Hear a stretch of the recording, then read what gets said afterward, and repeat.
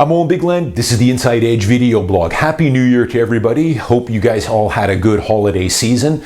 I did. Took a nice break for a couple of weeks, did some traveling. I was in California, also in Arizona. I was looking at some real estate down there like I always do. I'll probably have a few stories for you guys as we move into the winter on some of my recent travels here in the real estate market down in the States. But let's kick it off with the 2023 BC assessments. As you guys know, I always do a blog at this time every year. If you want to know more about how BC assessments work, and I get into a little more detail on how they're assessed, how it influences your property taxes, the mill rate, go back into my archives. I've done a couple of deep dives into the assessments, how they're done with the mill rate, so you can go into my archives if you want to get that. But I want to keep this one pretty straightforward here. We'll just talk a little bit about where the BC assessments came in this year. And across the board, pretty much they're all up. Anywhere, I think the average for downtown condos in downtown Vancouver is up about 4 to 5%. Detached about the same. But I thought what I'd do is I'll dig through my portfolio here, some of the properties that I own, and I'll kind of give you where those are at, because I've got a pretty good variety here in Richmond and in Vancouver. Then I also looked up some listings that I'm getting ready to list later this month. And I also went in quickly and just took a look at some of the houses I had sold this past summer, just to see how they stack up to what the assessments are. So as I always say here, a few things. BC assessments, they are all over the road. They do not pull a whole lot of weight as far as market value goes. I would say 90% of the time, the homes, detached homes, condos, townhomes I sell are sold above assessed value. In a lot of cases, well above assessed value, hundreds of thousands of dollars. BC assessment generally comes in on the conservative side. Remember that. Generally, they come in on the conservative side. Most years, I would say, probably 70% of the time, the assessments are up. 30% of the time, they're down. This is an up year. A couple years ago, it was a down year for a lot of my listings, or a lot of my homes. So they're up and down. The other thing, of course, I always point out, people know, is they are stale. These are all done as of July 1st, 2020. And a lot of things can change in the time that from July 1st till January 1st. And this is one of those years. A lot of times not much happens in 6 months. The market kind of treads water or goes up or down slightly. This year, of course, we had, correct me if I'm wrong, I believe we had 7 interest rate hikes in 2022. Unprecedented. 7 interest rate hikes. I believe we had 5 from the time these assessment values came in on July 1st, Canada Day. So a lot has changed between then. And then, of course, as you go through the year, by the time we get into October or November of this year, these are now already 18 months stale. So, and the final thing I'll say too is that, of course, they don't look at the individual homes. In other words, you could have a home, 2 side-by-side homes, identical, let's call them condos. One has had a $300,000 reno done to it last year, and the other one is original, yet they will be assessed at the same. Because I have people, some of my clients that we're getting ready to, well, they're on my buying list right now, so we're looking for detached homes on one of them, a townhouse and some condos. And they say, well, and I see the assessed values have all gone up a fair bit this year. Will sellers use that, as leverage to say, hey, you see, the prices are up now? Usually no, they won't. You'll get that sometimes, but again, any experienced realtor we'll look at the assessed values, but it does not play a huge role in what we're offering or what market value is on these homes. Big difference. I often said here, I've talked about this before in the passing years here. It's funny, as a listing specialist, 70% of my business is on the listing side, so I'm listing and marketing homes. When the assessed value is in my favor, in other words, if I've got a home that's listed below assessed value, then of course, assessed value to the buying side, the buying realtor doesn't play a factor. They ignore that. When the assessed value isn't in my favor, in other words, I've got a home listed at $200,000 above assessed, which is usually the case. It's usually, as I say, these assessments are usually on the conservative side, and most homes are selling above assessed. That's when sometimes a realtor might use that as a bargaining chip. They'll say, you've got this home listed at $1.9 million, but I see the assessed is at $1.7. Yeah, well, again, it doesn't pull a whole lot of weight. So let's go through a few here quickly here. Just, give you a snapshot here of where some of these condos and homes are being assessed at. My best performer was some of my wood frame stuff, older wood frame out in Richmond in the Brighouse area. As you guys know, this is where I cut my teeth when I first started 35 years ago. This particular unit I've owned for 36 years. Yes, 36 years. I've got a couple of them in the Brighouse area. These are 40-year-old wood frame, good location. These are good stratas though. They're older, but they've been well maintained, taken care of. Those have been going up pretty dramatically here the last few years. So this year, the assessed value went up 14%. It also went up 14% last year.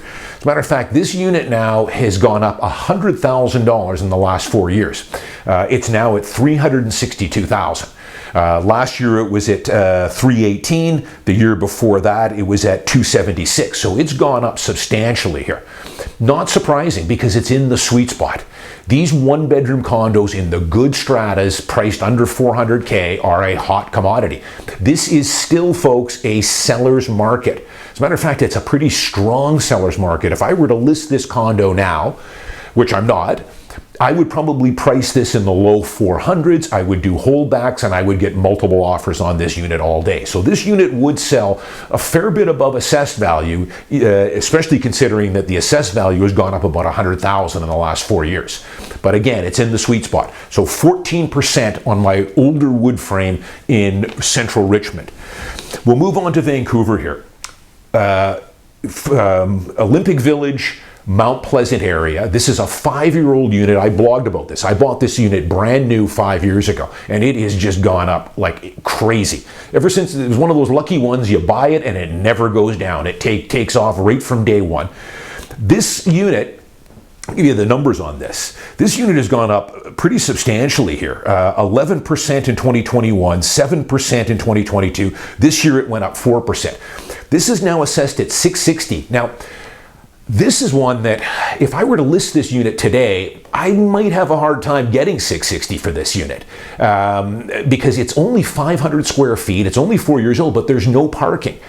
And $660, I don't know, again, these assessments aren't very accurate.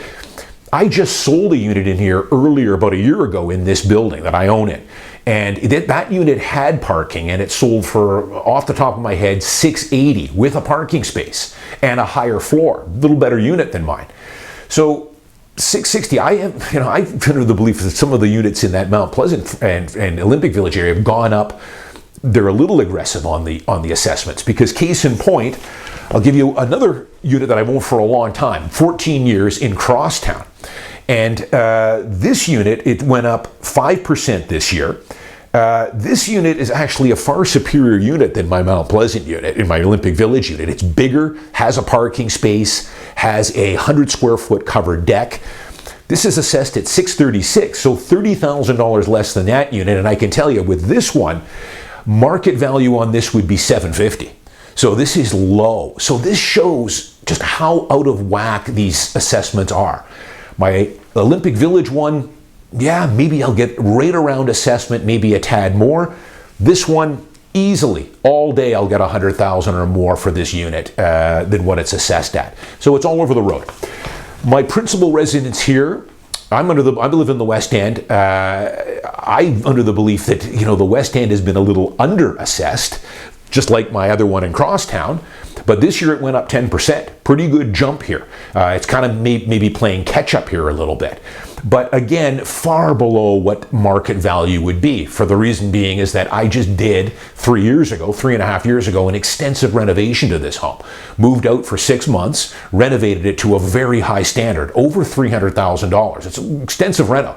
But I did it because it's a property that I was going to live in. I put a lot of custom stuff into my own needs that I'm enjoying. And I'm planning on keeping this property. But, the assessed values, of course, don't pick that up. My neighbor's property, which is all original, probably would sell for at least $150K above assessed. Mine would sell far more than that. So it doesn't reflect any renovations or sometimes the outlook or anything like that in the value here. So I also took a quick look at some other stuff, some other listings that I'm getting ready to list here. Cole Harbour, I've got a couple of luxury condo listings. One in Cole Harbour, one in Yaletown. Both of those went down. The Yaletown one went down about $60,000. and the Cole Harbour one went down about $85,000. These are 2-bed, 2-bath. These were upwards of just under $2 million and over $2 million. So I didn't do too deep of a dive, but that's probably par for the course there. Some of these luxury condos in downtown Vancouver, over $2 million, $3 million. I think some of those have probably come down a little bit. You saw that blog I did last month on there is a little bit of a glut right now in that luxury condo market and a lot of new luxury pre-sales that are languishing.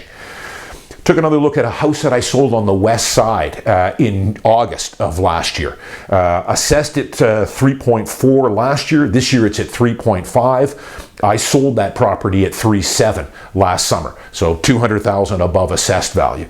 Also looked at a house I'm getting ready to list in Richmond. It's up about 5%. It was tax assessed last year at $1,750. This year at $1,850. It'll sell above that. Probably sell just under $2 million when I sell that later this winter or into the early spring. So they're all over the road here. Now, a couple of things I just want to sidetrack here a little bit. A lot of people will say, well, if my property values went up 10%, it means my property taxes are going up 10%. Not necessarily. You know, watch my older blogs that I went into more detail on how they calculate this with the mill rate and everything else. Remember, property taxes never go down. They only go one way, and that's up. That's why in some years when your property assessment goes down, you're not going to get a reduction in your property taxes. They just adjust the mill rate to allow for that decrease in overall property values. I've done many blogs in more detail on that. But one of the things I always point out why you want to own your principal residence. I'll go through this one more time quickly again. Why this should always be your number one priority as a young person is to get into home ownership. Before you start aggressively saving for retirement, RSPs or TFSAs, you can put a little money into those. But the bulk of your savings should get into saving to get into your first place. Doesn't have to be a detached house or a luxury condo. Start with a basic 1-bedroom, get in the market and ride it up. Use the leverage, etc. because of two main things. The first thing, principal resident exemption. The only real true tax shelter they give us in Canada. They don't give us much. The principal resident exemption is incredible. More millionaires and multimillionaires have been minted by this than all other sources combined. And I'm proven that. I became a multimillionaire, pretty young by just buying and holding quality real estate. Principal residence especially. When you sell it, all the capital gains are tax-free. The other thing is I know people complain about taxes. I'm one of them. We are overtaxed in this country. We are one of the most heavily taxed nations now in the world. Property, especially when it comes to income taxes, GST, PST, luxury taxes on cars, you name it. But one of the areas that we benefit from is a relatively low property tax. I know people complain about the property taxes. They've been going up. I think the city of Vancouver's already announced this year that they're going to go up about 6 or 7%. You know, it's getting more and more expensive to run these municipalities in these cities. I've often said, I don't think the money is very well spent. Governments waste a lot of it on dumb programs, bureaucracy. They're bloated. But it is what it is. But we do, compared to a lot of other jurisdictions, get a break on our property taxes. Case in point that I always use, you go down to the States, you go to a state like Florida. Florida does not have a state income tax. You only pay federal income tax in the state of Florida, which is huge. But they make up for it with extremely high property taxes. So to give you an example, a $1 million condo in Miami Beach or Brickell, a $1 million condo would probably have about a $27,000, $28,000 annual property tax. So about 5 times what we are. That same $1 million condo in Yaletown would run you probably about $4,000, $4,500 a year. So this is the other reason why you want to be into your principal residence. You're getting a break. The government of Canada and the provinces had a mandate starting 30, 40, 50 years ago to promote home ownership. They want Canadians to own their own home. They don't want you to be on that rental treadmill, although they do lots of stuff, which I'll do more blogs on, on getting in the way of home ownership all the time, with things like the stress test and all the bureaucracy and everything else involved. But for the most part, that mandate was to get Canadians into homeownership because they know that it will probably be the single biggest asset you own by the time you're in your 60s and 70s. You can then sell it. That's probably going to provide a good portion of your retirement income. So to do that, they keep the income or the property taxes relatively low. Yes, they're going up, but they are a fraction of what they are in a lot of other jurisdictions. Take advantage of it. But where they kill us, of course, is on our income taxes and all the other taxes, the PTT and the GST and everything else we pay for. You know, you guys know I keep my bar here during tax season. I always joke about it. But, you know, I work until Canada Day for free. 50% of what I make goes to Revenue Canada. Now listen, it's a nice problem to have because it means I'm in the highest tax bracket there is and I make a good income. And I'm also often said before, you know, I'm blessed to be born a Canadian in one of the greatest countries in the world that gives us every opportunity to thrive here. The sky is the limit, and I've run with it and taken advantage of it to the fullest extent. So I don't mind cutting those checks for six figures. But, you know, the property taxes are the property taxes and the principal residence exemption are the two best advantages we have here. That, the TFSA, and of course the RRSP. But nothing beats that principal residence exemption, and that's why you want to get into home ownership sooner rather than later. Get your foot in the door, get in the market. You can always upgrade later on and take advantage of those relatively low property taxes. I know they're going up, but if you compare them to a lot of other jurisdictions, they're relatively low. But again, they kill us on our income taxes and other avenues. So take advantage of it. I'm Owen Bigland. As always, thanks for watching. Happy New Year. Thanks to all my new subscribers. I'll see you next week.